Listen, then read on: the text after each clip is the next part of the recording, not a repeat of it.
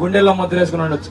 ఆయన హీరోగా ఆయన నా ఫేవరెట్ హీరో అనుకున్న ప్రతి ఒక్క ఆయన అభిమానికి పేరు పేరున చెప్తున్నా, మీ అభిమానులందరికీ వైఎస్ఆర్ కాంగ్రెస్ పార్టీలో గౌరవం తప్పకుండా ఉంటది.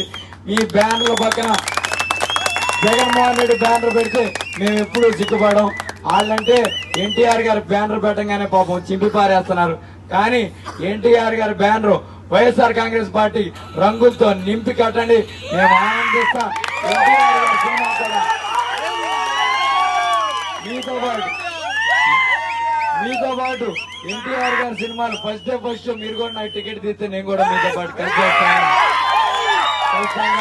ఈ సభాముఖంగా మీ అందరికీ తెలియజేస్తూ, యువకుల్ని తొక్కే పార్టీ ఒకవైపు ఉంటే యువకుల్ని ఎదిగించే పార్టీ ఒకవైపు ఉంది. దానికి ఉదాహరణ 27 ఏళ్ల కుర్రోడికి ఫస్ట్ టైం ఒక ఎమ్మెల్యే సీట్ ఇవ్వడం బందర్ చరిత్రలో ఇదే మొదటిసారి. కాబట్టి యువతకి ఈ పార్టీలో ఎటువంటి గౌరవం ఉంటది అనేది మీరే ఆలోచించుకోవచ్చు.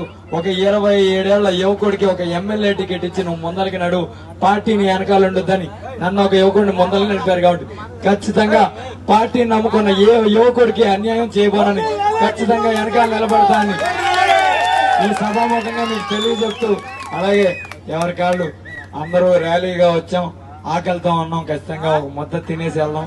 మన కడుపుకు పట్టొచ్చు, చాలొచ్చు, చాలకపోవచ్చు. ఒక ముద్ద తినేసి వెళ్తే పెట్టేవాడికి మీరు తింటున్నారనే ఆనందం కూడా ఉంటది. కాబట్టి ఖచ్చితంగా మీ అందరూ ఒక ముద్ద తినాల్సిందిగా, అలాగే ఇంటికి కింద ర్యాలీలో అటు ఇటు తిప్పుతూ వచ్చారు, అట్లా లేకుండా స్ట్రైట్ గా ఇంటికి వెళ్లాల్సిందిగా మనస్ఫూర్తిగా కోరుకుంటూ సెలవు తీసుకున్నాను. జై హింద్.